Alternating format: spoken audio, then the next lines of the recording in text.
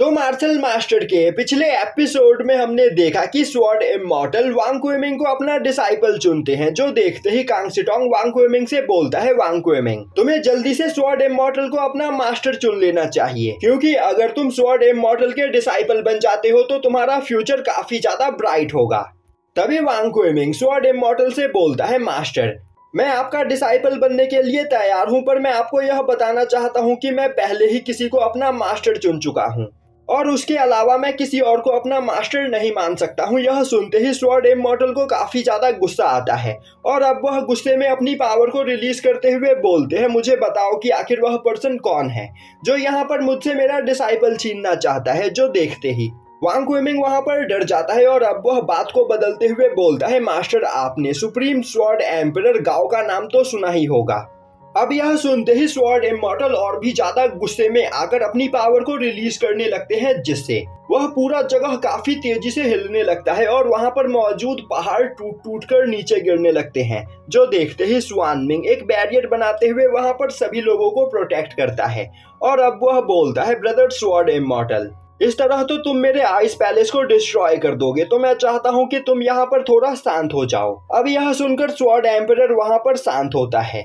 तभी war emperor sword emperor से पूछता है, ब्रदर आखिर यह सुप्रीम एम्परर गाओ है कौन और इसका नाम सुनकर तुम इतने ज्यादा गुस्सा क्यों हो गए। अब स्वॉर्ड एम्परर उसे बताता है कि सुप्रीम एम्परर गाओ एंशिएंट टाइम में सबसे ज्यादा पावरफुल स्वॉर्ड एम्परर हुआ करते थे और उन्होंने अपने दम पर पियरलेस कल्टीवेशन को अचीव किया था। और अब वह वांग कुएमिंग के पास आते हुए बोलते हैं, वांग कुएमिंग मुझे बताओ कि आखिर तुम मुझसे झूठ क्यों बोल रहे हो। आखिर सुप्रीम एम्परर गाओ तुम्हारे मास्टर कैसे हो सकते हैं। अब वांग कुएमिंग बोलता है, मास्टर एक बार मैं ट्रेनिंग करने के लिए एक सीक्रेट रैलम में गया था, जहां पर मुझे सुप्रीम एम्परर गाओ के कुछ इनहेरिटेंस और टेक्निक्स मिले और उसी जगह पर मैंने सुप्रीम एम्परर गाओ को अपना मास्टर चुन लिया था। अब यह सुनते ही स्वॉर्ड एम्परर का गुस्सा वहां पर शांत होता है और अब वह बोलते हैं, मुझे तो लगा था कि तुम मेरे डिसाइपल नहीं बनना चाहते हो, इसीलिए तुम यहाँ पर बहाना बना रहे हो, पर अब मुझे यहाँ पर तुम्हारी बात पर यकीन हो गया है, क्योंकि मैं सेंस कर पा रहा हूँ कि तुम्हारे पास जो स्वॉर्ड इंटेंट मौजूद है वह एक एंशिएंट स्वॉर्ड इंटेंट है। और तो और वैसे भी आज के टाइम पर मुझसे ज्यादा पावरफुल स्वॉर्ड्समैन कोई हो ही नहीं सकता है। तो अब तुम मुझे जल्दी बताओ कि क्या तुम मेरे डिसाइपल बनना चाहोगे। तभी वांग कुएमिंग बोलता है, मास्टर मैंने आपसे पहले ही कहा कि मैं आपका डिसाइपल बनने के इच्छुक हूँ, मैं बस यहाँ पर आपको अपने इनहेरिटेंस के बारे में बताना चाहता था। जो सुनते ही स्वॉर्ड एम्परर हंसते हुए वांग कुएमिंग को अपना डिसाइपल स्वीकार कर लेते हैं। तभी स्वानमिंग आगे आते हुए बोलता है, तो यहाँ पर सभी बातें क्लियर हो चुकी है, तो अब यहाँ पर खड़े होकर बात करने का कोई भी फायदा नहीं, क्यों ना सभी लोग मेरे आइस पैलेस के अंदर चलो और वहाँ पर हम आराम से बैठकर बात करेंगे। और अब वह सभी लोगों को अपने साथ लेकर अपने आइस पैलेस में आता है, जहाँ पर वॉर एम्परर डिसिंको और फ्लावर एम्परेस उस लड़की को अपना डिसाइपल स्वीकार कर लेते हैं। और तभी कांग सिटोंग उन सभी लोगों को वहां पर 5 एलिमेंट सीक्रेट रैलम के उस एल्डर के बारे में बताते हुए बोलता है कि मैं इन सभी लोगों को 5 एलिमेंट सीक्रेट रैलम में भेजना चाहता था, जहां पर ट्रेनिंग करके यह लोग अपनी पावर को अपर रैलम के कल्टीवेटर्स के बराबर कर सके, पर उस एल्डर ने इन्हें 5 एलिमेंट सीक्रेट रैलम में लेने से मना कर दिया।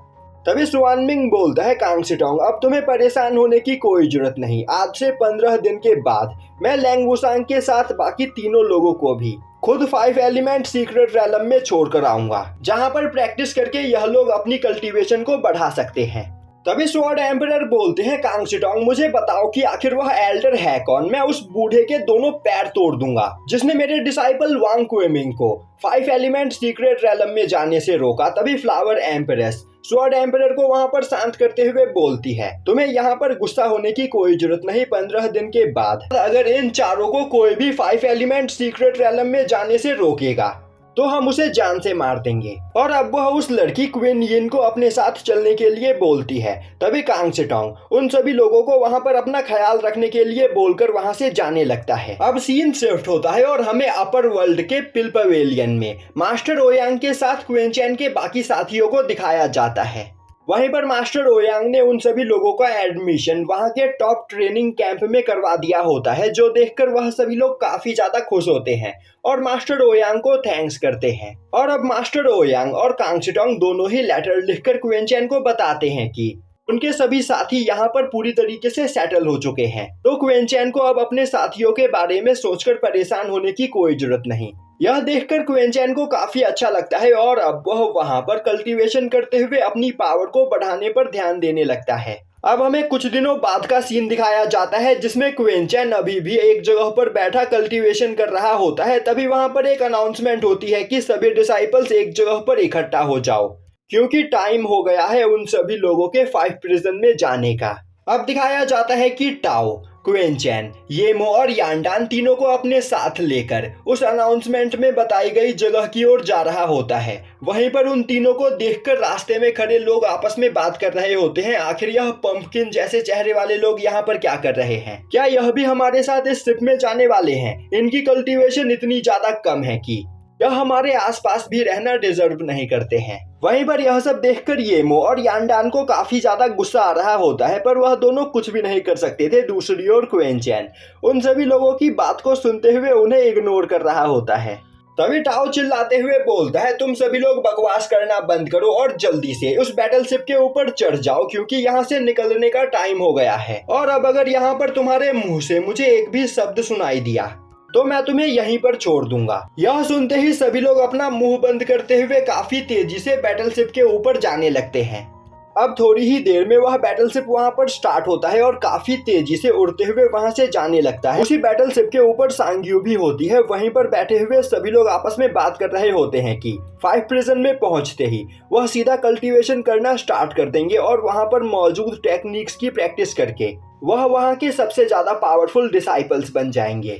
वहीं पर सांगी उन सभी लोगों की बातों को सुन रही होती है। तभी उसकी नजर वहां से थोड़ी दूरी पर बैठे हुए क्वीन चैन, येमो और यांडान के ऊपर पड़ती है, जो कि टाओ के साथ कुछ बात कर रहे होते हैं। तभी एक पर्सन यांडान, क्वीन चैन और येमो के पास आते हुए बोलता है, आखिर तुम तीनों इस जगह पर क्या कर रहे हो? क्या तुम तीनों को तुम्हारी औकात नहीं पता है? जाकर शिप के बिल्कुल पीछे बैठो, क्योंकि यह जगह नोबल फैमिली के लोगों के लिए है। तभी सांग्यू के बगल में खड़े कुछ लोग क्वीन चैन को देखते हुए बोलते हैं, यह तो सियासुई रैलम से यहाँ पर आए हैं ना, यह छोटे कीड़े मकोड़े, इन्हें तो हमारे शिप के लास्ट कॉर्नर में भी जगह नहीं मिलनी चाहिए। वहीं पर खड़ी सांग्यू सभी लोगों की बातों को सुनकर सोच रही होती है, इन्हें नहीं पता कि यह लोग किस मॉन्स्टर से पंगा ले रहे हैं। दूसरी ओर क्वीन चैन उस पर्सन की बात को इग्नोर करते हुए वहां पर सोने लगता है, जो देखते ही वह पर्सन चिल्लाते हुए बोलता है, बेवकूफ, क्या तुम बहरे हो गए हो? क्या तुम्हें सुनाई नहीं दिया कि मैंने यहाँ पर तुमसे क्या कहा? तभी क्वीन चैन अपना कान खुजलाते हुए बोलता है, मुझे यहाँ पर किसी पागल कुत्ते के भौंकने की आवाज तो आ रही है। आखिर एक पागल कुत्ते को इस बैटलशिप के ऊपर किसने आने दिया? अब यह सुनते ही उस पर्सन को काफी ज्यादा गुस्सा आता है और अब वह बोलता है, क्या तुम मरना चाहते हो? यह बोलते हुए वह जैसे ही क्वीन चैन के ऊपर अटैक करने के लिए आगे बढ़ता है, उस बैटलशिप का कैप्टन अपनी पावर को रिलीज करता है, जिसके प्रेशर से वह पर्सन सीधा नीचे जाकर गिरता है। वहीं पर यह सब देखकर येमो और यांडान काफी ज्यादा डर चुके होते हैं और वह सोचने लगते हैं, आखिर हम यहाँ पर क्वीन चैन के पास ही क्यों पहुंचे? इसे यहाँ पर बेमतलब के पंगे लेने की आदत है, हमें इससे दूर ही रहना चाहिए। तभी बैटलशिप का कैप्टन चिल्लाते हुए उस पर्सन से बोलता है, क्या तुम इस जगह पर फाइट स्टार्ट करके हमारे बैटलशिप को लेट करना चाहते हो? मैं नहीं चाहता कि तुम्हारी बेवकूफी की वजह से मेरा यह बैटलशिप इंजर्ड हो। तभी वह पर्सन बोलता है, मास्टर, मैं बस यह चाहता हूं कि इन तीनों को बैटलशिप के लास्ट कॉर्नर में भेज दिया जाए, क्योंकि इन तीनों की औकात नहीं है हमारे साथ बैठने की। तभी क्वीन चैन उस पर्सन से बोलता है, क्या तुम्हारी औकात है इस जगह पर बैठने की? आखिर तुम हो कौन? मैं तो तुम्हारा नाम भी नहीं जानता हूँ और तुम ऐसे दिखा रहे हो कि तुम कोई बहुत ही ज्यादा सुपीरियर पर्सन हो। मैंने यहाँ पर बिल्कुल सही कहा था, तुम बस एक पागल कुत्ते हो जिसे बेमतलब में भौंकने की आदत है। यह सुनते ही उस पर्सन को और भी ज्यादा गुस्सा आने लगता है, पर उसका साथी उसे वहां पर पकड़ लेता है। तभी कैप्टन उस पर्सन से बोलता है, अगर तुम्हारी बकवास यहाँ पर खत्म हो गई हो तो फिर क्यों ना किसी जगह पर जाकर शांति से बैठ जाओ, क्योंकि अब मुझे तुम्हारे ऊपर गुस्सा आ रहा है। अब यह सुनते ही वह पर्सन न चाहते हुए भी गुस्से में वहां से थोड़ी दूरी पर जाकर बैठ जाता है। तभी सांग्यू भी चलते चलते टाओ के पास आती है और अब वह भी उससे थोड़ी दूरी पर बैठ जाती है और यहीं पर यह एपिसोड खत्म हो जाता है।